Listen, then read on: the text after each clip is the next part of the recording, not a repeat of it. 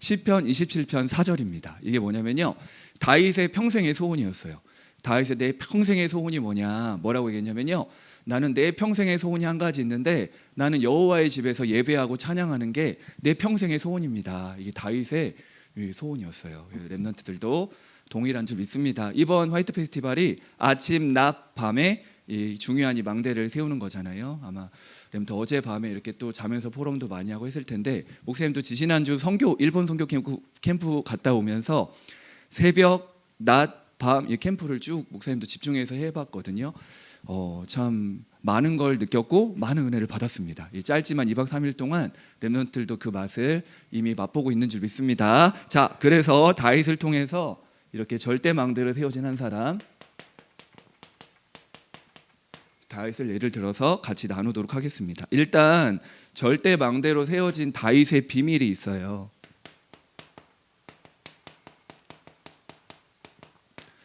다윗이 가졌던 비밀입니다. 사실 다윗이 가진 행복의 비밀은 사실 간단해요. 렘넌트들도 이 비밀을 정말 누렸으면 좋겠습니다. 이걸 가지고 있으면요, 진짜 절대망대로 세워집니다. 그럼 어떤 상황에서도 흔들리지 않게 되고요, 대학을 졸업하든 청년이 되든 사회를 가든 어디를 가든 영원한 비밀 같아요. 다윗의 비밀이지만 우리가 가진 비밀입니다. 첫 번째, 다윗이 가졌던 또 EBS 개인 양육자로 가장 확실한 다윗의 비밀이 뭐였냐면요, 다윗의 행복의 비밀은 예배였습니다. 그렇죠? 아유, 뭐 예배냐 이렇게 할 수 있지만요, 사실 전부 다입니다. 다윗이 가졌던 비밀이에요. 첫 번째, 어디 성구에 보면요, 시편 5편 7절에 보니까 다윗이 왕이었을 때 했던 고백인데요, 이렇게 고백합니다.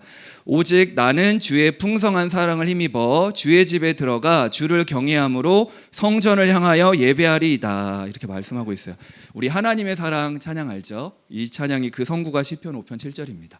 난 하나님의 풍성한 사랑을 힘입어서 나는 주님의 전에 들어가서 하나님께 예배합니다. 이 자리에 그냥 온 것 같지만 목사님도 이런저런 일이 있었고 렘넌트 그냥 이 자리에 앉아 있는 것 같지만 하나님의 사랑을 힘입어서 이 자리에 앉아 있는 겁니다. 그래서 축하드립니다. 아무나 올 수 없는데, 그렇죠? 그 다윗의 고백이에요. 하나님의 사랑과 은혜가 아니고서는 내가 이 자리에 올 수 없다. 나는 늘 하나님의 사랑을 힘입어서 나는 예배드릴 것이다. 이렇게 다윗이 고백했고요. 또 다윗이 누렸던 행복의 비밀 예배 보면요, 시편 16편 8절 9절에 보니까 이 다윗의 고백이에요. 뭐라고 얘기하냐면요, 내가 여호와를 항상 내 앞에 모신다. 이렇게 다윗이 고백합니다. 예배 시간은 뭐죠? 하나님을 내 앞에 모시는 시간이잖아요. 여호와를 항상 내 앞에 모시니까 내가 흔들리지 않는다는 거예요. 그러면서 뭐라고 얘기하죠? 나의 마음이 기쁘고 나의 영도 즐거워하며 내 육체도 안전히 살리니 말씀하고 있습니다. 하나님을 늘 앞에 모시고 있으니까 내 영혼은 뭐래요? 내 영혼은 너무 즐겁대요. 마음이 너무 기쁘고 영혼은 즐겁고 육체는 안전하다. 영혼, 육신, 마음 다 살아나는 겁니다. 이 다윗이 비밀을 알고 있었어요. 렘넌트 여러분도 예배를 통해서 오늘도 짧지만 예배하는 가운데 전인격이 다 살아나게 되길 바랍니다. 영혼도 여기 보니까 마음은 기쁘고 영혼은 즐겁고 육체는 안전하고, 이미 집중하면서 이런 것들이 다 회복될 거예요. 뭔가 모르게 하나님과 함께하면 마음이 기쁘고 영혼은 즐겁습니다. 뭔가 안전하잖아요. 지구상 가장 안전한 자리 바로 이 자리입니다. 복음 듣고 말씀 듣는 자리가 제일 안전한 자리입니다. 또 방금 음성이 너무 고맙습니다. 아멘. 너무 잘해주니까 힘이 되네요. 그렇죠? 자, 시편 또 27편 4절, 여기 보니까 목사님이 아까 이거를 선고로 정하려고 했잖아요. 시편 27편 4절, 이거는 같이 우리 찾아서 읽어보겠습니다. 이게 너무 목사님이 준비하다가 이 선구를 딱 마음에 딱 언약으로 붙잡게 되더라고요. 렘넌트 동일하게 붙잡았으면 좋겠습니다. 우리 시편 27편 4절 우리 다 찾은 렘넌트 큰 소리로 같이 읽어보겠습니다. 시작. 내가 여호와께 바라는 한 가지 일 그것을 구하리니 곧 내가 내 평생에 여호와의 집에 살면서 여호와의 아름다움을 바라보며 그의 성전에서 사모하는 그것이라. 아멘. 내가 평생에 소원이 한 가지 있는데 내가 여호와의 집에 살면서 여호와의 아름다움을 바라보며 그의 성전에서 사모하는 것입니다. 다윗의 인생은 평생 내가 하나님 앞에 서는 거였어요. 그렇죠? 여호와의 집에 살면서 예배드리는 거죠. 여호와의 아름다움을 바라보며 늘 하나님을 묵상하고 하나님을 감상하고, 그렇죠? 하나님을 찬양하고, 그렇죠? 렘넌트의 소원도 동일한 줄 믿습니다. 이 진짜 복음을 깨닫고 나니까 예배드리는 게 가장 행복하죠. 지원아, 그렇죠? 네, 아멘. 그렇습니다. 자, 그리고 다윗이 가졌던 예배, 이게 다 다윗이 쓴 시편이에요. 그리고 시편 138편 2절 3절에 보니까 다윗에게 예배는 뭐였냐면요, 다윗에게 예배는 힘을 얻는 시간이었습니다. 여기 보면 다윗이 이렇게 고백해요. 2절에 내가 주의 성전을 향하여 예배하며 주의 인자하심과 성실하심으로 말미암아 주의 이름에 감사한다. 내가 주의 성전을 향하여 예배한다는 거예요. 그러니까 3절에 뭐라고 말씀하셨죠? 주께서 응답하시고 내 영혼에 힘을 주어 나를 강하게 하셨나이다. 다윗에게 예배란 최고로 힘을 얻는 시간이었습니다. 렘넌트에게도 예배드리는 시간이 가장 지구상에서 가장 힘을 얻는 시간인 줄 믿습니다. 그 힘을 가지고 모든 시험 문제 갈등을 이겨낸 거예요, 다윗이요. 그래서 렘넌트 여러분, 다윗처럼 다윗의 비밀이 특별한 게 아니라 예배였습니다. 한자 더 쓰면 예배자였어요. 그래서 렘넌트 여러분, 복음화, 절대망대의 복음화가 된 다윗의 비밀이요, 예배자였습니다. 여기 있는 우리 모든 렘넌트를 평생에 예배자 되기를 바랍니다. 그래서 우린 대학생 이전에, 렘넌트 이전에, 전도자 이전에 예배자다. 늘 마음에 담아야 됩니다. 일평생 다윗처럼 예배자 되길 바라고요. 이게 렘넌트 다윗이 가졌던 어떻게 보면 평생의 언약이었죠. 예배자였고요. 하나 더 있다면 다윗의 비밀입니다. 예배자였고 비슷한 말이지만 조금 달라요. 복음화가 된 다윗의 비밀 두 번째가요, 다윗은 찬양의 사람이었습니다. 다윗은 찬양의 사람이었다. 단순히 그냥 노래를 잘했다, 수금을 잘 켰다 이런 수준이 아니라요, 다윗의 인생 자체가 예배와 찬양이었습니다. 다윗이 내가 찬양 잘한다 이렇게 말한 게 아니라 다른 불신자 세상 사람들이 보고 다윗을 고백한 내용이 있어요. 우리 같이 찾아보겠습니다. 우리 사무엘상 16장 18절 한번 찾아보겠습니다. 사무엘상 16장 18절.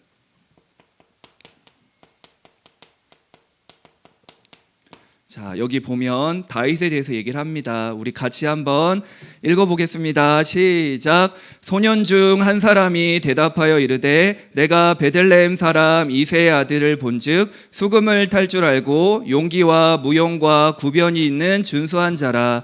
여호와께서 그와 함께 계시더이다 하더라. 아멘. 여기 나왔죠. 여기 보니까 다른 세상의 사람들이 다윗을 통해 다윗을 말하는 거예요. 소년 중 한 사람이 대답하여 이르되 수금을 탈 줄 아는 사람들을 찾고 있었는데요. 이때 한 사람이 말을 합니다. 뭐라고요? 베들레헴 사람 내가 이새의 아들을 아는데 이 사람이 수금도 잘 타고 용기도 있고 무용 춤도 잘 추고 구변 말도 잘하고 준수한 자다. 얼굴도 잘생기고 이쁘다는 거죠. 남자니까 잘생겼죠. 누가 있죠? 다윗이지만 여기서 우리 렘넌트도 마찬가지입니다. 그렇죠? 악기 잘 다루고 용기 있고 춤 잘 추고 말 잘하고 잘생긴 사람. 은성인가요? 그렇죠? 그래서 아무튼 다윗도 있지만 여기는 렘넌트 전부 다 합니다. 그렇죠? 네. 원래 목사님 이거 읽으면서 떠오른 사람이 우리 서부 지역의 연지의 렘넌트 떠오르긴 했는데, 그렇죠? 네, 아무튼 여기 없네요. 그렇죠? 네, 아무튼 감사합니다. 어찌됐든 다윗이 이랬다는 거예요. 이런 다윗이 세상 사람들이 보고 다윗을 이런 사람이라고 고백했고요. 이런 다윗이 찬양할 때 우리가 너무 잘 알다시피 23절에 사울왕 앞에서 수금을 켤 때 어떤 일이 벌어졌죠? 사울왕이 상쾌하여 나았다. 마음도 치유되고 육신도 치유되고 악령이 그에게서 떠나더라. 이렇게 나왔죠. 영적인 부분도 치유됐습니다. 다윗이 단순한 연주자, 찬양자가 아니었고 영적 문제를 찬양으로 치유했던 사람이었어요. 그렇죠? 렘트 여러분, 오늘도 예배하고 찬양할 때 모든 거 다 회복됩니다. 사실 전부 다예요. 또 다윗이 어떻게 고백했냐면요, 시편 34편 1절에 보니까요, 내가 여호와를 항상 송축하며 내 입술로 항상 주를 찬양하리이다 말씀하고 있어요. 내가 항상 여호와를 송축하고 내가 항상 찬양할 것이다. 이 다윗의 고백이고요. 우리가 너무 잘 알다시피 시편 150편 중에 다윗이 몇 편을 지었죠? 맞습니다. 73편을 지었습니다. 네.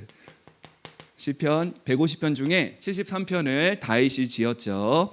다윗의 시로 기록됩니다. 그래서 다윗의 인생 속에서는요, 목동 시절에서도 소년 시절에서도 또 위기 만난 청년 시절에도 어려움 속에서 또 왕이 된 이후에도 노년에도 변함없이 하나님을 찬양하는 찬양의 사람이었습니다.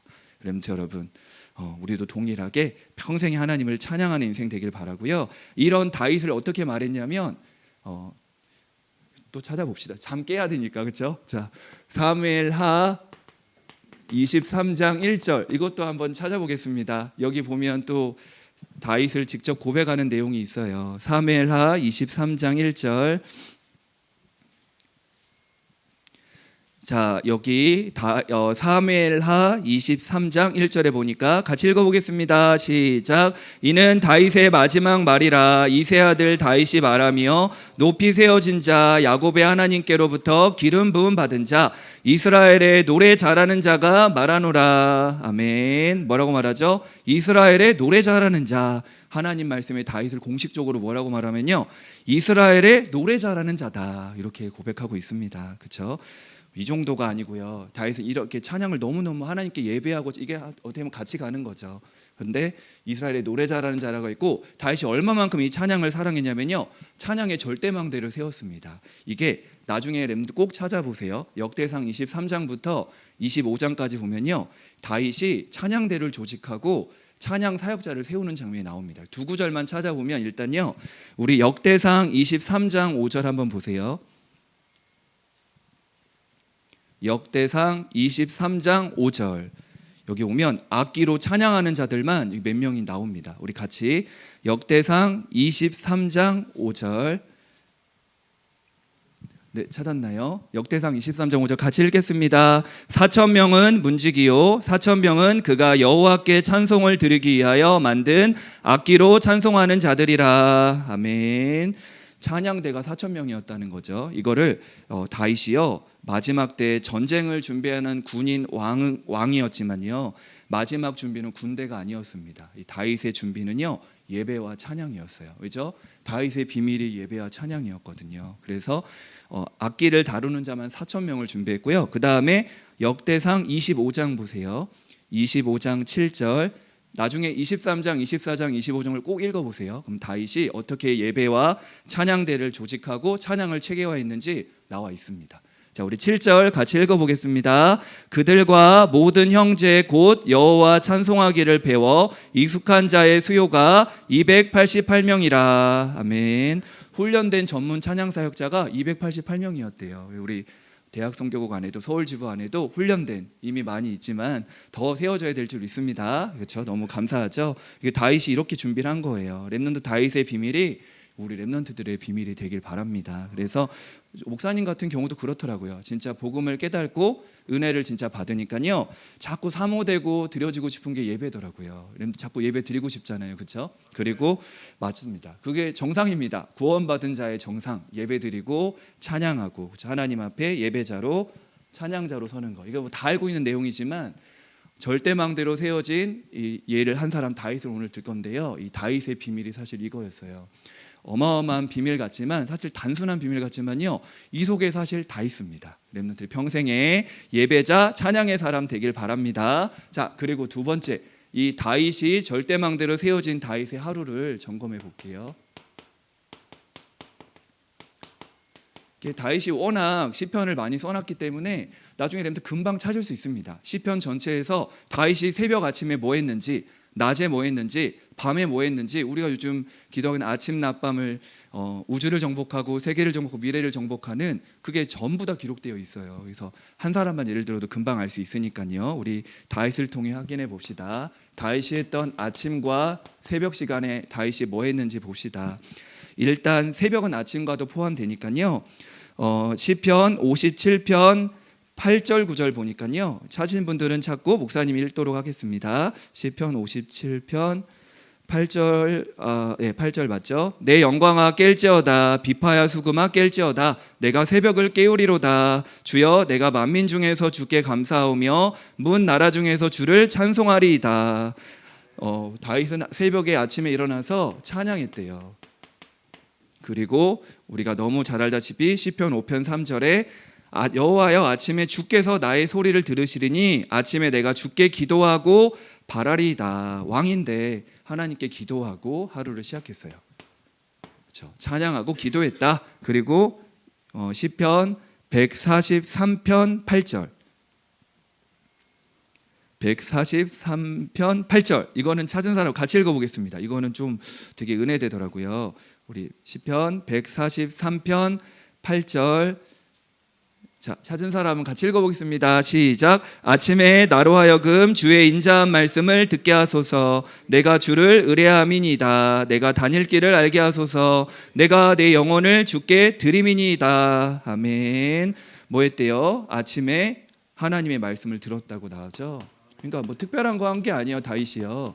아침에 눈 떠서 새벽을 깨우고 기도하고 말씀 들었다. 다윗의 아침 시간입니다. 그렇죠? 말씀 듣고 하나님 바라보고 기도하고 내 영혼을 주님께 드린다. 아침마다 하나님께 드렸던 다윗. 오늘 아침에 눈 떠서 모든 렘넌트들 이 시간을 다 가졌죠. 그렇죠? 맞습니다. 다 이렇게 얼굴이 환한 것 같아요. 그렇죠? 자, 그리고 낮입니다. 다윗이 누렸던 낮 시간이에요. 낮이라는 표현이 쉽게 많이 나오진 않지만 다윗이 낮에 했다는 기록도 있습니다. 일단 시편 22편 2절에 보니까 내 하나님이여 내가 낮에도 부르짖고 밤에도 잠잠하지 아니하오나 응답하지 아니하시나이다 말씀하고 있어요. 다윗이 낮에는 뭐 했대요? 부르짖는 기도를 했대요. 렘터 여러분, 낮에는 부르짖어 보세요. 잠 오면. 알았죠? 자, 부르짖는 기도. 부르짖는 기도. 이 중요합니다. 맞습니다. 낮에는요 좀 이런 것도 필요한 것 같아요. 그렇죠? 네.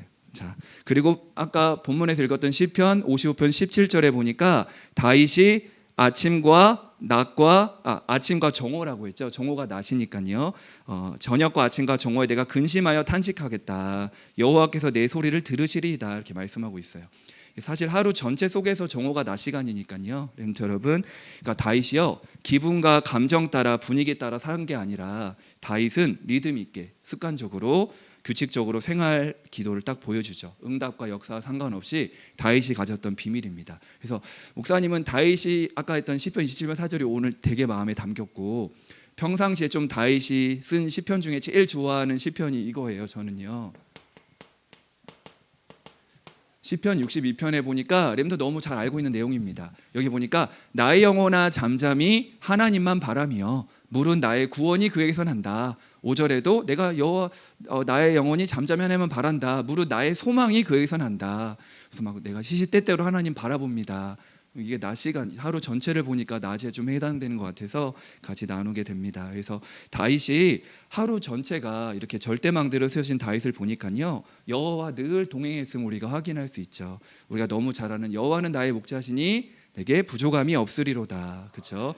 늘 하나님을 향하여 이 시간을 가지고 있었어요. 그리고 하루를 마무리하는 밤 시간입니다. 렘넌트들은 아침 낮 밤 중에 어느 시간이 제일 안 되나요? 목사님 고백하면 목사님 밤 시간이 제일 안 되더라고요. 목사님도 거의 그냥 자든지.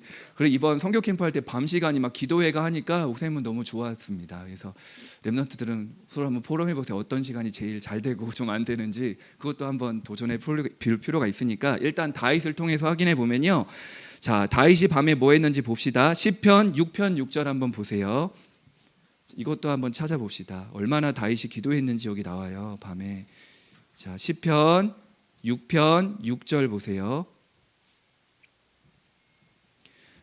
자, 6편 6절. 여기 함께 같이 한번 읽어보겠습니다. 내가 탄식함으로 피곤하여 밤마다 눈물로 내 침상을 띄우며 내 요를 적시나이다. 아멘. 밤마다 하도 다윗이 눈물로 기도하니까 표현을 어떻게 했어요? 내 침상을 띄우며 내 요를 적신다. 밤마다 다윗이 눈물로 기도했대요. 렘넌트 여러분, 눈물의 기도 필요합니다. 그렇죠? 사람들 앞에 보이지 않더라도요. 눈물의 기도. 목사님이 한 대학교 2학년 되고 3학년 될 때 엄청 혼자 체육관 들어가서 울었던 기억이 납니다. 나의 미래를 좀 확실히 좀 인도해 달라고.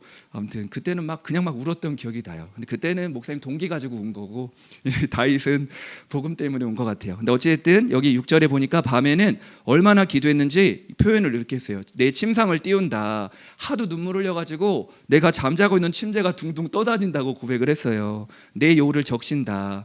하도 눈물을 많이 흘려서 기도해서 이불로 눈물을 적셨다는 거예요. 네, 맞습니다. 밤에는 활동을 마치고 우리가 하나님 앞에 혼자 있는 시간이잖아요. 그래서 가장 하나님 앞에서 솔직해지는 시간입니다. 그래서 참 그렇더라고요. 밤에는 사실 그러긴 해요. 네, 이제 결혼을 해서 조금 이제 그건 덜해졌는데 그래도 외로운 부분이 있더라고요. 렘드 여러분도 밤 시간에 좀 외롭기도 하나요? 그렇나요? 그래서 네, 정상입니다. 목사님도 이 부분을 할 때 옛날에 한참 복음 알기 전에 그 나에게 쓰는 편지라고 있어요. 랩넌트는 전혀 모를 노래지만 거기에 이제 신해철이 쓴 가사인데요. 랩넌트 혹시 들어봤나요? 너무 옛날 노래라. 그쵸?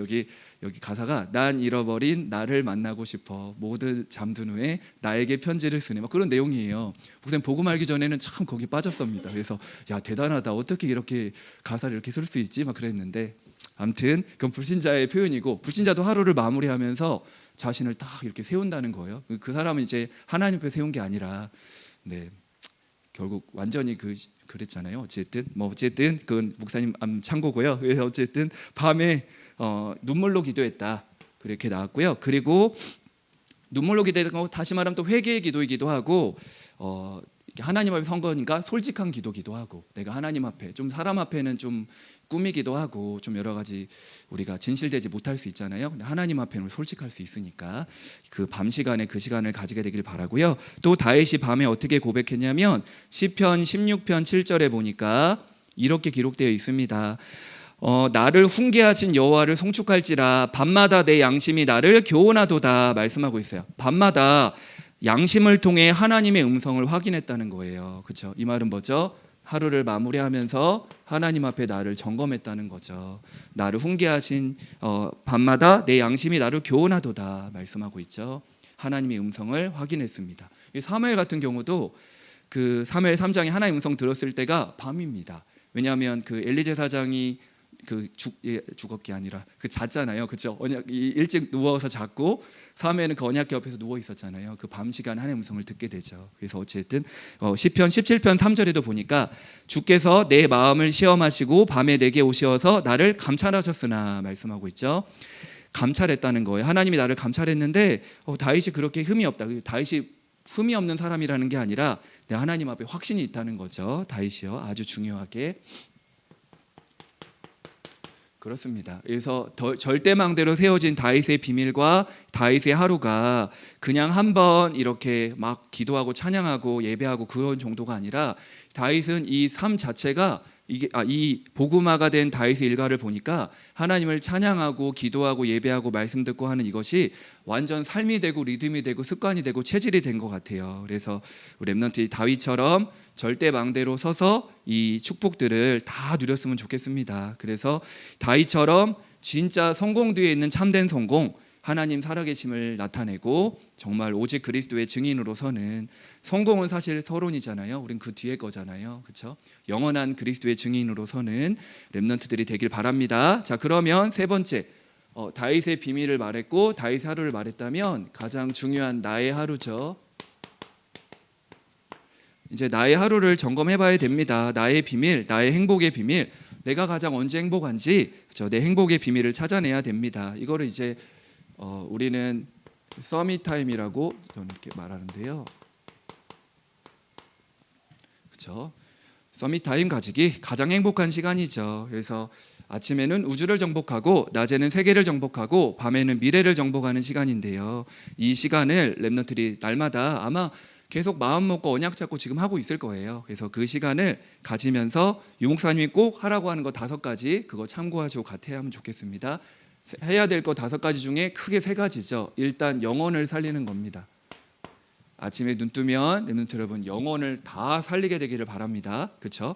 영혼을 살리는 거는 기도와 말씀이죠. 기도와 말씀을 통하여 우리 영혼을 다 살리세요. 그렇죠? 그리고 두 번째로는 두 번째 키가 우리 몸을 살리는 겁니다. 몸을 살리는 건 우리 음식과 운동입니다. 그렇죠? 목사님은 걷는 거를 엄청 좋아하는데요. 원래 막 그 목사님 사는 데가 공릉역인데 그 주변에 옛날에도 한번 얘기했죠. 그 주변에 큰 노원역까지 크게 이렇게 한 바퀴 돕니다. 그러면 2만 걸음 넘을 때도 있고요. 굉장히 많이 걸어요. 그래서 걸으면 그렇게 좋아요. 그래서 예를 들면 오늘 이렇게 메시지를 준비했잖아요. 그럼 이거를 들고 나갑니다. 들고 나가서 걸으면서 그냥 귀에 꽂으면 목사님 좀 귀가 아프더라고요. 그래서 이렇게 들면서 쭉 걸으면서 그러면 너무 좋아요. 메시지 준비돼 있고 상태로 이렇게 계속 걸으면서 이렇게 오르면 약간 할아버지 같기도 하지만 그래서 그게 굉장히 좋습니다. 추워서 요즘 좀 못했는데 아무튼 목사님만의 운동은 그거고요. 렘넌트들도 각자가 맞는 운동을 잘 하고 있죠. 예은아 잘하고 있죠? 네, 그렇게 해야 됩니다. 그래서 우리가 영혼도 살리고 몸도 살리고 나름의 그거 하고 해야 되고요. 또 우리 뇌를 살리고 마음과 정신 살리는 호흡입니다. 그래서 목사님은 개인적으로 우리 여기 있는 랩넌트 중에도 호흡 잘하는 친구가 있으면 지역 전도학교나 우리 연합할 때 전으로 호흡 기도해도 너무 좋겠다 이런 생각이 듭니다. 목사님은 말씀 들을 때만 잠깐 했다가 거의 잘 못합니다. 그래서 오히려 한 가지 좀 위안이 되는 건 이 목사님이 진짜 기도의 깊은 곳으로 들어가면 호흡이 된다 하더라고요. 그래서 가장 편안할 상태에서는 좀 호흡이 되는 것 같기도 한데 사실 목사님은 여기에 증인은 아니니까 랩넌트들 중에 호흡의 증인 있나요?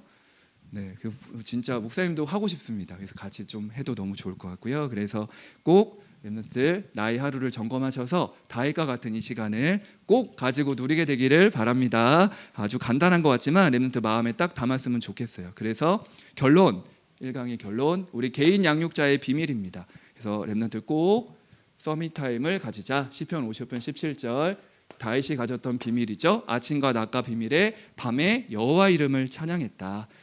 기도했다 이렇게 말씀하고 있죠. 그래서 랩넌트들이 아무리 이런저런 거 하더라도 힘들고 어렵더라도 매일매일 나만의 성령 충만의 시간, 이 말이 결국 같은 말인데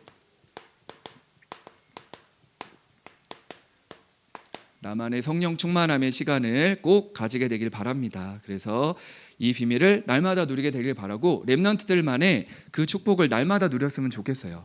그래서 사실 목사님 교회 이름이 할렐루야 교회거든요. 저희 목사님도 예전에 담임 목사님께서 계속 강조하신 게 찬양이 그렇게 좋다고. 찬양 24 오늘 다윗 얘기했잖아요. 그래서 다윗 찬양이 사실 호흡이 물론 24 계속 할 수 있지만 찬양도 사실 24 할 수 있습니다. 어디서든지 가장 좋은 게 찬양이거든요. 그래서 렘터 여러분 한번 찬양을 가지고 24 이 말씀과 맞는 찬양을 정해서 딱 해보셨고 렘터 찬송가를 보면요 1장부터 쭉 보면 그냥 찬송가가 있는 것 같지만 성경 구절이 다 있습니다. 그래서 그 배경을 가지고 찬송가를 보면요 더 너무 힘이 되고 은혜가 돼요. 그래서 결론적으로 조금 목사님이 랩넌트가 나누고 싶은 건 뭐냐면요 랩넌트들이 지금 가장 좋아하는 우리 다락방공 말고 찬송가 중에 제일 좋아하는 찬송가가 뭔지 궁금해요. 목사님 같은 경우는 먼저 해야 되니까. 그래서 목사님은 대학생 때부터 복음 깨닫고 제일 좋았던 게 320장입니다. 제목 아시나요? 나의 죄를 정케 하사. 그렇죠? 노래 부르면 안 되니까 1절에 나의 죄를 정케 하사 주의 일꾼 삼으신 구세주의 넓은 사랑 항상 찬송합니다. 나를 일꾼 삼으신 주 크신 능력 주시어 언제든지 주 뜻대로 사용하여 주소서. 그렇죠? 나의 죄를 사했죠. 우리가 복음을 깨달으니까 너무 복음 깨달은 것도 감사한데 우리를 일꾼 삼으셔서 그렇죠? 우리에게 크신 능력, 이 복음의 능력을 가지고 그렇죠? 언제든지 하나님의 뜻대로 사용받는 이 주의 종이 되길 원합니다. 여기 320장이 목사님의 찬송가 18번인데 궁금합니다. 다른 사람 일단 누구를 지켜볼까요? 우리 권혁복 간사님 찬송가 18번이 몇 장입니까? 이유가 있나요?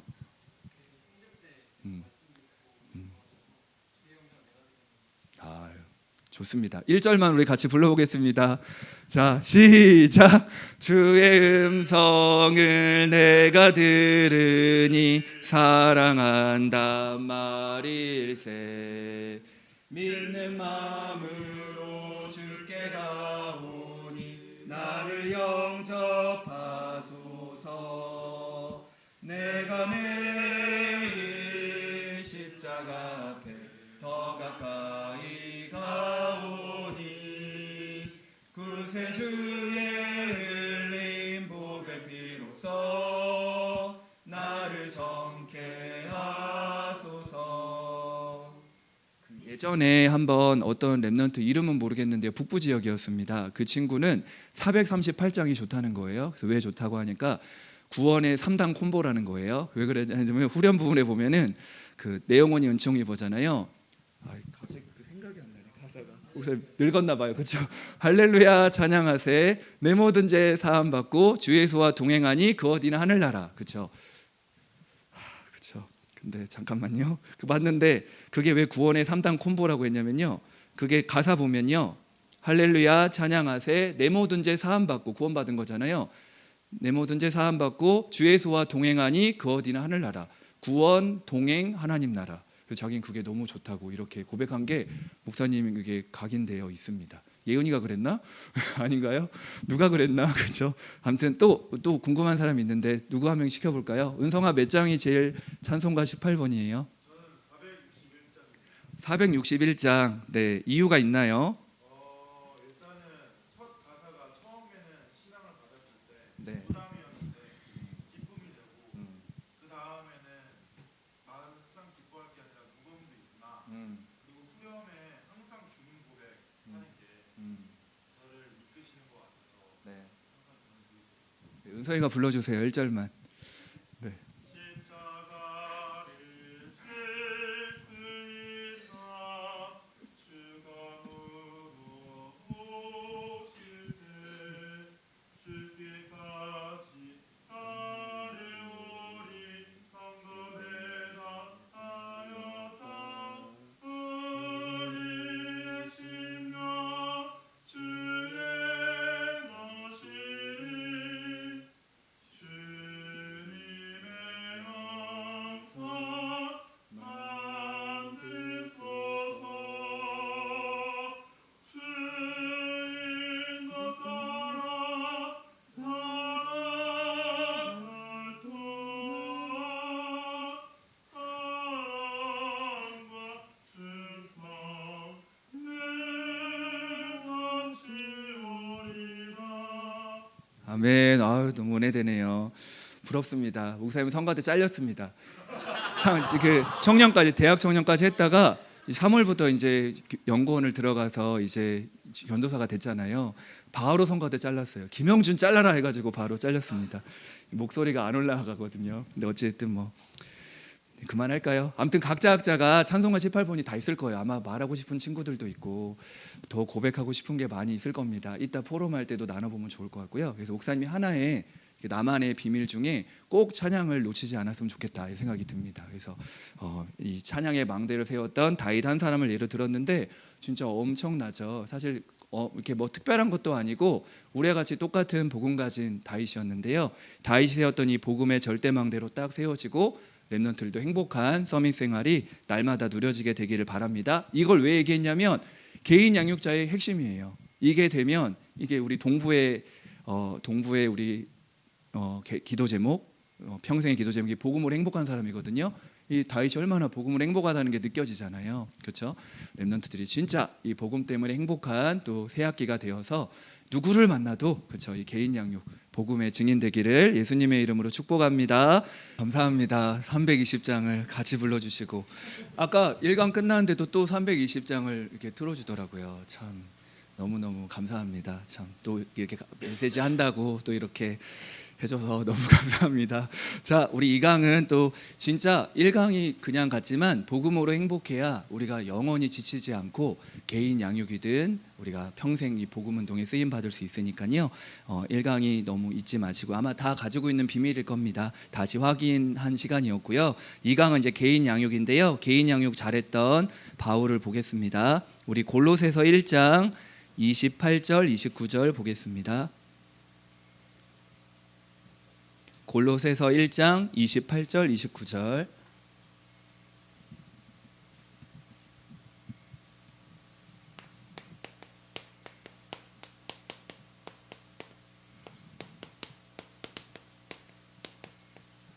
이 성구만 잘 기억해도 아, 바울이 이렇게 개인 양육했구나 답이 나올 겁니다. 28절 29절 같이 읽겠습니다. 우리가 그를 전파하여 각 사람을 권하고 모든 지혜로 각 사람을 가르침은 각 사람을 그리스도 안에서 완전한 자로 세우려 함이니 이를 위하여 나도 내 속에서 능력으로 역사하시는 이의 역사를 따라 힘을 다하여 수고하노라. 아멘. 바울의 인생 우선순위가 여기 있었어요. 여기 각 사람이란 단어가 28절에 3번 나오거든요. 각 사람을 어떻게 한대요? 이 복음을 전파해서 각 사람을 권한대요. 각 사람 한 사람을 복음으로 세우고 또 각 사람을 가르쳐주고 그렇죠? 또 각 사람을 그리스도 안에서 완전한 자로 세우는 게 내가 이걸 위해서 내가 힘을 다해 수고한다. 바울의 모든 인생 우선순위의 첫 번째가 한 영혼을 세우는 거였습니다.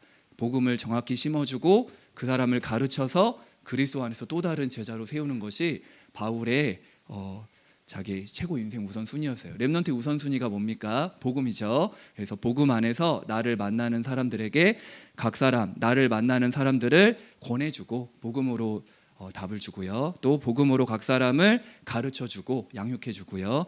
각 사람을 그리스도 안에서 완전한 자로 나를 영원히 따라올 필요가 없잖아요. 그 사람이 또 다른 또 그리스도의 제자로 설 수 있도록 그렇게 만들어주면 됩니다. 그래서 여기 있는 이 자리 이미 온 것 자체가 개인 양육자로 충분합니다. 그래서 아마 이 집중하는 시간마다 이미 답을 다 내렸을 거예요. 그래서 오늘은 이 개인 양육 시간에 성경에 나오는 개인 양육자의 모델 한번 보고요. 나를 만나는 사람 어떻게 하면 될지 그거 간단하게 얘기하도록 하겠습니다. 첫 번째, 성경에서 말하는 개인 양육자의 모델입니다. 나를 만나는 사람들에게 복음을 이렇게 우리가 말해줄 수 있는 사람들, 그 증인들을 말해볼게요. 목사님도 처음에는 이제 복음도 모르고 아무것도 모르니까요. 친구를 통해서 저를 인도해주는 그 몇 명의 사람들을 잊을 수가 없거든요. 아마 렘넌트들도 이 자리에 그냥 앉아 있는 것 같지만 나를 인도해줬던 많은 개인 양육자들, 또 제자들, 사역자들이 있었잖아요. 성경에도 있었습니다. 몇 명만 예를 들어볼게요. 일단 성구를 적을게요. 요한 3서 1장 2절에 보니까 사랑하는 자여 내 영혼이 잘된 같이 네가 범사에 잘되고 강건하기를 내가 간구하노라. 사도 요한이 쓴 거잖아요. 사도 요한이 누구한테 쓴 거죠? 가이오에게 쓴 겁니다. 물론 가이오에게 많은 양육을 했던 사람이 있었지만 이 부분에 있어서는 사도 요한이었어요. 사도 요한이 이 가이오를 향해서 축복하는 거예요. 사랑하는 가이오야, 네가 영혼이 잘된 같이 범사가 잘되고 강건하길 내가 간구한다. 이 사도 요한의 중심이 들어가 있죠. 이 가이오 한 사람을 관리해 준 겁니다. 영적으로 이 가이오가 제대로 설 수 있도록. 근데 참 가이오는 사랑을 많이 받았죠, 그렇죠? 바울의 사랑도 받고 사도 요한의 사랑도 받고, 그렇죠? 그러니까 그 한 사람이 바르게 쓰니까 온 교회 식준이 돼 버리잖아요, 그렇죠? 내가 맡은 그 한 사람이요, 한 사람이 아닙니다. 예를 들면 우리가 이번에 선교 캠프 때도 팀의 축복을 말씀드리면서 진짜 많이 은혜 받았거든요. 베드로와 요한이 딱 팀이 됐잖아요. 그러면서 안진뱅이를 치유했잖아요. 근데 그 안진뱅이가 그냥 한 사람이 아니었습니다. 안진뱅이가 살아나서 알다시피요, 남자만 5,000명 일어난 그 배경이 안진뱅이 때문이었어요. 그렇죠? 우리가 양육하는 그 사람이 하찮아 보여도요, 그 한 사람이 복음으로 변화되고 답을 내리면요, 한 사람이 아닙니다. 나은 사람이 아니듯, 그렇죠? 많은 영향력이 있으니까요. 여기 보니까 사도 요한이 가이오의 개인 양육자였다, 이렇게 볼 수 있죠. 두 번째, 성경에 나오는 개인 양육자 모델인데요. 에스더서 2장 7절입니다. 목사님이 꼭 천국 가면 보고 싶은 사람이 몇 명 있는데 꼭 보고 싶은 사람이 에스더입니다. 그래서 여기 2장 7절에 보니까 아리따운 처녀다 이렇게 나와요. 그래서 네, 이상한 건가? 그냥 그런가? 네, 어쨌든 못 알아들었어요. 어쨌든 모르드게가 그렇게 모르드게가 한다. 에스더가 그렇게 이뻤나 봐요. 그래서 천국 가면 보고 싶긴 합니다. 그래서 네, 이게 근데 그 중요한 건 그걸 말하려고 한 게 아니라 그 에스더를 양육해줬던 사람이 누구였죠? 모르드게였어요. 우리가 잘 알고 있죠. 여기 보면 그 에스더가 이제 부모가 없고, 근데 그 배경을 얘기해 주는 거예요. 용모가 곱고 아리따운 처녀다. 그의 부모가 죽은 후에 모르드게가 자기 딸같이 양육했다, 이렇게 나와요. 부모가 없어도 괜찮습니다. 오히려 더 좋다고 이 목사님 얘기하시잖아요. 그래서 이 기준으로 보면 사촌 오빠예요. 지금으로 치면요, 이 사촌 아저씨 관계입니다. 그 사촌 여동생 에스더를요, 어릴 때부터 친딸처럼 이 모르드게가 에스더를 다 케어해 준 거죠. 어떻게 됐죠? 왕비가 됐잖아요, 그렇죠? 그 왕이 완전 뿅 갈 정도로, 그렇죠? 이 에스더만 보면 뿅 갈 정도로 완전 너무나도 여러 가지로 갖췄겠죠. 그렇습니다. 그래서 어릴 때부터 에스더를 개인 양육 관리해 줬던 사람, 모르드게가 개인 양육자라고 볼 수 있겠죠. 또 그 한 사람이 양육했던 어떻게 보면은 그 양육해줬던 개인 양육자보다 그 양육받은 사람이 더 크게 쓰임 받았잖아요. 여기 있는 앉아있는 렘넌트들이 다 우리 지역장분들보다도 지부장님보다도 대학 성교육장님보다도 더 영권 있고 영성 있는 제자 되길 바랍니다. 그게 정상이에요. 그래서 더 나은 제자들이 계속 일어나야 됩니다. 엘리야도 대단했지만 엘리사가 뭘 구했죠? 갑절 영감을 구했잖아요. 더 큰 일을 감당해야 되니까 앞으로도 아무로도 더 큰 일을 렘넌트 감당해야 되기 때문에 늘 기도하세요. 갑절 영감을 달라고. 그래서 맞습니다. 그래서 아멘 한 사람만 응답받게 되길 바랍니다. 세 번째, 자 성경의 모델 세 번째 예를 들면요, 사도행전 1장 1절에서 2절에 보면 여기 보면 데오빌로여 내가 먼저 쓴 글에는 누가복음을 말합니다. 예수께서 행하시며 가르치기를 시작하신부터 승천하신 일까지를 기록하였노라. 이 누가복음이에요. 그래서 그거를 누가복음 사도행전을 누가 기록했죠? 누가가 기록했잖아요. 누가가 데오빌로에게 전달해 준 겁니다. 이 데오빌로 각하가 복음을 듣고 이제 양육을 시켜야 되는데 어떻게 하면 이 데오빌로를 잘 양육해 줄까 고민하다가 의사 누가는 글을 쓴 거예요. 글을 써서 데오빌로 각하에게 그 마태, 마가, 누가, 요한복음 중에 누가복음이 제일 읽기 어렵습니다. 렌트 읽어봐서 알죠? 그래서 마태, 마가복음은 되게 읽기 쉬운데요. 누가복음 상당히 생각보다 신약이 원래 읽기 다 쉬운데 누가복음이 좀 어려워요. 생각보다 깁니다. 아닌가요? 아무튼 그래서 중요한 건 이 의사 누가가 데오빌로 각하를 양육했다 이렇게 성경에는 나와 있고요. 우리 화이즈페러는 절대망대로 서도록 도운 거죠. 개인 양육자의 모델 한 명만 더 예를 들어 볼게요. 디모데후서 2장 1절에서 7절에 보니까 우리 잘 알고 있는 내용이죠. 이 바울이 디모데에게 하는 말이에요. 이 마지막 유언서가 디모데후서잖아요. 내 아들아 너는 그리스도 예수 안에 있는 은혜 가운데서 강해라. 그래서 군사, 경기자, 농부를 말하죠. 그래서 지금 시대가 노아 시대처럼 완전히 상으로 흘러가는 이 시대에 진짜 이 바울이 디모데의 개인 양육자, 영적으로 도와줬던 우리 좀 멘토가 된 것이고 아주 중요한 스승이 된 것이죠. 그래서 결국은 우리가 이렇게 모였지만 여기 있는 렘넌트는 각 대학의 개인 양육자들입니다. 각 대학의 렘넌트들과 대상자들이 렘넌트를 기다리고 있어요. 그래서 진짜 이 집중 훈련을 통해서 다시금 마음에 결단하게 되길 바라고요. 그래서 아까 1강이 홀로 다락방이라고 한다면 이게 이제 함께하는 다락방일 거예요. 렘넌트를 통해서 많은 영혼들이 살아날 게 막 기대가 됩니다. 그래서 맞습니다. 자, 이렇게 성경의 모델들 보니까 금방 이해되죠. 그리고 그러면 나를 만나는 대상자들 이제 복음을 막 듣고 우리가 이제 양육해 줘야 되잖아요. 그러니까 이게 자꾸 일본 선교 캠프 얘기해서 미안한데요. 너무 은혜를 받아가지고 또 팀의 축복을 받았는데요. 아침에 아침 낮밤 하면서 이게 다락방 지휘도 그렇고 팀의 구성도 중요한 것 같아요. 어떤 사람은 메시지를 전하기도 하고 어떤 사람은 기도하고 또 이렇게 같이 기도해 주는 사람도 필요하고 예를 하나 들면요. 아침에 이제 새벽 기도를 하고 곽동 목사님하고 김용성 목사님하고 호흡 기도를 하려고 이렇게 뚝방길을 걸었어요. 거기서 예비된 자를 만났는데 곽동 목사님이 막 복음을 선포하셨죠. 김용성 목사님은 진짜 기도하시고 목사님 특기는 뭐죠? 환하게 웃고 있습니다.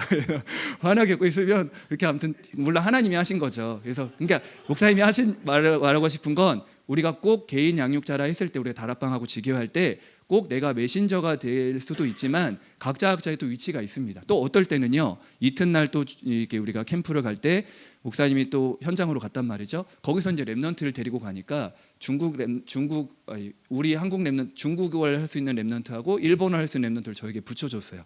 그러니까 거기서는 목사님이 사역자가 돼서 중국이 예비된 그 장찌민 그 영혼이라는 분이 복음을 듣게 되고 생명이 살아나게 되고 중국 렘넌트가 통역을 해주고 또 기도해주고 그러니까 그 상황에 따라서 우리가 메시지를 할 때도 있고 조장으로서 기도할 때가 있고 또 조언으로서 아주 중요한 영적 분위기를 내가 만들어줄 수도 있고 너무 굉장히 이게 킵니다. 내가 무조건 막 앞장서고 메시지 하는 것도 중요하지만요. 어떤 시간표에 따라 내가 그 자리에 있는 게 참 중요합니다. 그래서 렘넌트들 여기 있는 렘넌트들은 딱 있는 자리에 오늘 또 갈렙 기도첩에 나왔잖아요. 그러니까 어떤 자리에 있어도 복음으로 행복한 이 너무 중요한 것 같아요. 그래서 그 얘기를 했습니다. 성경에 있는 모델들 얘기했고요. 그러면 무슨 얘기하다 말았냐면 나를 만난 대상자들을 어떻게 도와주면 되겠냐. 그렇죠? 일단 가장 중요한 게 3가지 심어줘야 됩니다. 뭐 우린 다른 거 없죠. 이렇게 저렇게 하지만 우리가 뭐 같이 도와주기도 하고 말도 들어주고 다 하지만 결국은 그 영혼이 복음이 심겨지도록 그렇죠? 그러니까 자연스럽게 저도 도와주는 친구랑 그 돌아보면 제가 막 엉뚱한 소리 하고 맨날 그때 당신 더 막 불신앙 때 그리스도 얘기하는 목사님 안 들렸거든요. 근데 이제 기다려 준 거죠. 어느 날 목사님도 들리기 시작한 거예요. 지교회 전도학교 막 참여하다가 어느 날 딱 저도 이 그리스도라는 해답이 딱 들어온 거죠. 그래서 렘넌트 기다려 줄 수도 있어야 됩니다. 그래서 이렇게 저렇게 하지만 그 영혼이 정말 그리스도로 해답과 결론 내릴 수 있도록 대상자들에게 이미 영접했지만 복음으로 해답과 결론 내릴 수 있도록 만들어줘야 되고요. 그리고 그 영혼이 기도할 수 있고 나와 같이 증인될 수 있도록 이 세 가지를 심는 게 전부 답니다. 렘넌트한테도 이거 심으라고 하잖아요, 그렇죠? 올바른 복음과 예배와 기도와 하나님 나라가 들어가면 사실 끝나는 거죠. 그래서 이 양육자들도 공통적으로 이 대상자들이 이거 심겨지면 끝난 거거든요. 그래서 그렇게 하면 됩니다. 그렇게 하기 위해서 이 개인 양육 교재를 보면 처음에 구원의 길이 나와 있어요. 구원의 길을 말하고 이 예수님을 영접한 사람이 꼭 해야 될 거 4가지를 말하고 있습니다. 그거 지속하게 하도록 도와주면 돼요. 첫 번째, 일단 이 사람이 예수님을 영접했지만 또 과거로 돌아간단 말이죠. 그래서 그 사람이 지속으로 뭐 할 수 있도록 복음과 말씀을 듣도록 해줘야 됩니다. 그렇죠? 왜죠? 로마서 10장 17절에 믿음은 들으면서 나고 들음은 그리스도의 말씀으로 말미암는다. 말씀 듣도록 도와줘야 됩니다. 그렇죠? 왜냐하면 자꾸 돌아가니까 말씀 들어야 성장을 하니까요. 그리고 말씀 듣도록 도와줘야 되고 정말 이게 맞는 것 같아요. 이것도 선교대 때 참 많이 와닿았는데 우리가 말씀 듣는 자리에 있어야 됩니다. 그렇죠? 오늘 너무 잘 왔습니다. 그래서 복음이 선포되는 자리, 말씀이 선포되는 자리, 은혜 받는 자리 놓치지 마세요. 그렇죠? 너무 중요한 것 같아요. 그러니까 내가 이렇게 하면 같이 따라오게 되더라고요. 그리고 때로는 내가 양육도 해주고 시간표가 되면요. 이걸 지속으로 해줘야 됩니다. 어쨌든 그 영혼이 말씀이 들어가야 돼요. 살리는 것은 영이니 육은 무익하니라. 말씀이 들어가면 삽니다. 그렇죠? 두 번째, 그 사람이 예수님을 영접했다면 꼭 관리해줘야 될 거 두 번째는요. 그 사람이 말씀 들을 수 있도록 도와주고요. 두 번째는 반복되는 얘기지만 기도 생활을 할 수 있도록 도와줘야 됩니다. 기도를 누릴 수 있도록. 그렇죠? 렘넌트는 처음에 어떻게 기도했나요? 목사님은 진짜 여기 이제 처음에는 목사님 누나도 전도사님이셔서 교회는 왔다 갔다 했지만 이 다락방 같이 기도하는 건 정말 신세계였어요. 기도를 하는데 뭔가 짧게 굵게 늘 들어가는 게 그리스도 세계복음화 막 성령 충만 그랬거든요. 근데 뭔가 다른 것 같은 거예요. 그래서 기도할 때마다 항상 들었습니다. 이렇게 아무튼 막 들었어요. 아, 저렇게 기도하는구나. 계속 듣고 옛날에 핵심 가면은 언약 기도문이라고 그걸 팔았습니다. 그래서 목사님도 기도를 해야 되니까 창피한 일인데 목사님 대학부 있을 때 7명이 목사님과 같은 그 나이대였어요. 6명이 다 여자였어요. 그래서 한 명이 목사님 딸이었는데 수요 예배 마치면 서로 손잡고 기도하는 게 있었어요. 그래서 막 기도한 다음에 이 기도 마치면 영준이가 기도할 거라는 거예요. 나는 준비가 전혀 안 돼 있는데 기도하는 거 진짜 아무 말도 못하고 있었던 거예요. 정말 너무 창피했습니다, 그날. 그러니까 그 목사님 딸이 알고 대신 기도를 해준 거예요. 그날 인천에서 서울로 돌아오는데 정말 진짜 그날만큼 수치스럽고 정말 내가 이렇게 기도를 못하나, 그냥 복음만 들은 거예요. 복음이 좋아서. 근데 기도를 못하는 저를 보고 너무 실망해가지고 내 자신에 내가 실망을 한 거예요. 그래서 어떻게 하면 기도를 할까 계속 듣고 막 언약 기도 계속 듣다 보니까 좀 하게 되더라고요. 그래서 억지로 그러니까 이게 맞추고 기도하다 보니까 또 그 기도첩에 쓰기도 하고 기도 이렇게 쓰기도 하고 그러다가 좀 하는 단계가 됐는데요. 렘넌트들도 아무튼 렘넌트들만의 기도의 방법을 좀 전달해줘도 좋을 것 같고, 제일 좋은 건 이게 여러 가지가 있지만 예수님의 이름으로 기도할 수 있도록 도와주고, 언약 잡고 기도하도록 도와주고, 말씀 잡고, 특히 이제 제일 은혜 받은 게 이제 신분 권세잖아요. 그게 이제 지금 이어져서 망대여정 이정표까지 나왔는데 계속 이렇게 연결될 수 있도록 그 영혼이 이 복음 가지고 기도할 수 있도록 도와줘야 됩니다. 이것까지는 렘넌트 개인 양육자들이 같이 해줘야 돼요. 같이 생활하다 보고 같이 이렇게 개인 양육자들 같이 하다 보면 이게 보입니다. 아, 이 사람, 이 친구가 이렇게 딱 우리가 그걸 그 사람을 막 정지하거나 판단하는 게 아니라 분별할 수 있게 된단 말이죠. 그래서 말씀 기도할 수 있도록, 그리고 너무 중요한 게 그 영혼이 나와 같이 아까 얘기했죠. 예배 드릴 수 있도록. 하나님이 찾는 사람은 예배자니까 결국 그 사람이 아무리 막 현장에서 훈련받고 막 날고 뛰고 해도요, 교회화가 되지 않고 예배 안 드리면요 붕 뜹니다. 그래서 렘넌트 여러분 진짜 개교회를 사랑하시죠? 진짜 파라를 현장을 살리는 사람은 교회를 살립니다. 교회를 진짜 사랑하면 현장 살리게 되어 있어요. 그렇죠? 우리 렘넌트 여러분 진짜 예배자가 되셔야 됩니다. 그렇죠? 그래야 늘 교회가 그리워야 되고 나의 교회, 나의 목사님 세계복음하는 교회가 맞다면요, 렘넌트 그렇게 딱 뿌리를 가지고 인도받아야 로컬과 파라가 하나 되는, 교회도 살리고 현장도 살리고 흔들리지 않는 제자로 딱 쓰게 될 거예요. 우리 다락방의 특징이거든요. 교회도 살리고 현장도 살리는, 그렇죠?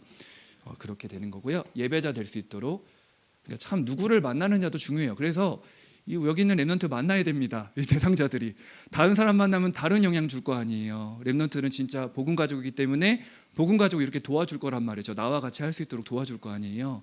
진짜 축복받은 사람입니다. 그래서 말은 안 하겠지만 너 나 때문에 축복받았다, 복받았다 생각하고 하시면 됩니다. 진짜 확신 가져도 돼요. 남들은 알아주지 않아도 하나님이 알고 계시니까요. 그리고 더 확실하다면 그 사람도 나와 같이 전도자 될 수 있도록, 증인 될 수 있도록 뭐 이렇게만 개인 양육해주면 진짜 최고 개인 양육자입니다. 이거를 첫 페이지에 말하고 있어요. 쭉 넘기면 나와요. 그 다음에 이제 훈련 부분 나오고 있기 때문에 이 부분만 확실히 해주면 저는 확실하다고 봅니다. 그래서 근데 이게 목사님이 이제 돌아보니까 이렇게 말씀을 준비하다가 내가 어떻게 좀 이렇게 스스로 섰을까 그 시간표를 본 거예요. 그러니까 물론 이렇게 우리 때는 이제 신학원도 있고 되게 뭔가 훈련이 더 많았던 것 같아요. 지금도 많지만 지금도 엄청 많죠. 근데 그때도 뭐 다락방, 지교회, 전도학교, 또 팀장 수련회, 뭐 신학원 뭐 계속 있었어요. 그러니까 이걸 묻어갈 수밖에 없는 시간표였어요. 만약에 내가 복음에 단만 내리고 맘만 먹으면 그냥 쑥 들어오는 시간표기도 했었어요. 그런데 목사님께 스스로 섰던 시간표는 뭐였냐면요. 이거였어요. 믿음의 고백.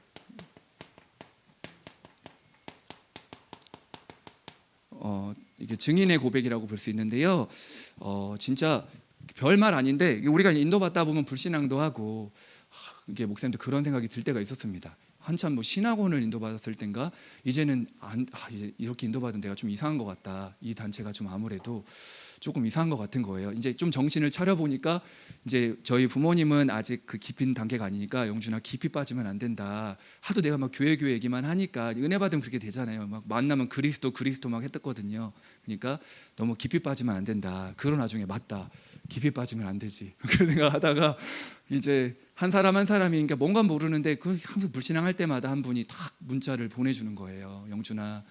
진짜 이렇게 하나님 살아계시 막 그런 문자예요. 이게 기억은 잘 안 납니다. 한 명의 기억나는 건 그분이 그렇게 나한테 문자가 왔어요. 8.15 광복보다 구원의 축복이 훨씬 더 크다. 뭐 그런 내용을 막 보내주는데 그래 광복보다 내가 구원받은 게 더 크지. 그냥 간단한 건데 그때 뭐 와닿기도 하고.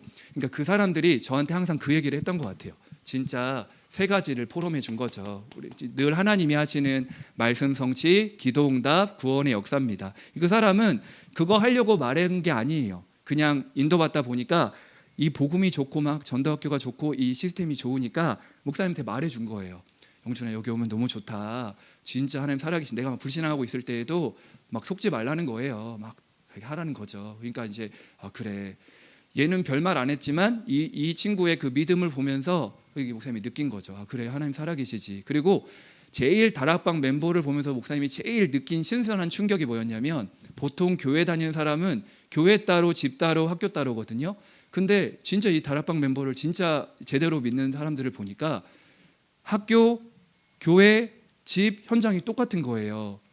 아닌가요? 랩런트들 이렇게 약간 꿈이나 아무튼 복음 안에서 그 친구를 보니까 똑같은 거예요. 집에서나 교회에서나 학교에서나 좀 저렇게 신앙생활 저게 맞는 거 아닌가? 이 생각이 든 거예요. 그러니까 목사님한테 크게 그게 막 말씀으로도 역사가 왔지만 그 한 명 한 명의 그 믿음의 증인들의 고백, 그들의 이미지, 그들의 모습, 그들의 행동을 보면서 그래 진짜 예수는 그리스도가 맞다.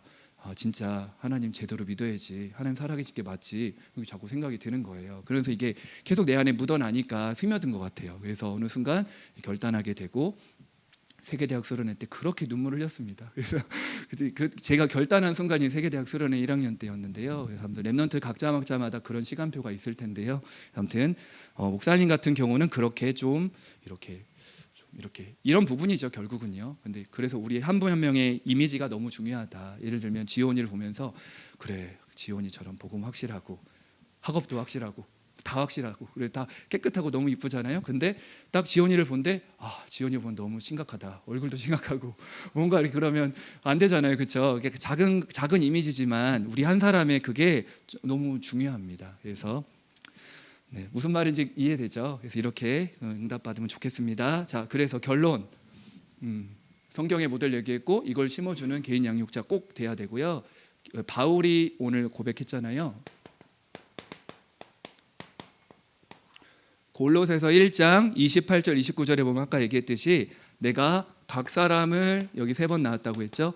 각 사람을 권하고 각 사람을 가르치고 각 사람을 완전한 자로 세우는 일에 내가 힘을 다하여 수고한다 이렇게 얘기했습니다. 그래서 그런 바울이 고백했던 내용이 내가 살아도 주를 위하여 죽어도 주를 위하여 나는 살아간다. 인생의 우선순위가 이거 세우는 거였어요. 이 사람들도 마찬가지였지만 우리도 마찬가지잖아요. 그래서 나를 통해서 디모데후서 2장 1절 2절에 내 아들아 너는 그리스도 예수 안에는 은혜 가운데서 강하고 그렇죠. 너도 또 다른 내게 들은 바를 충성된 자들에게 부탁하라. 그들이 또 다른 사람들을 가르칠 수 있으리라. 제자 사대입니다. 바울에서 디모데로, 디모데는 충성된 자로, 충성된 자가 또 다른 사람들에게. 우리도 누군가를 통해 증인의 복음을 들었잖아요, 목사님이요.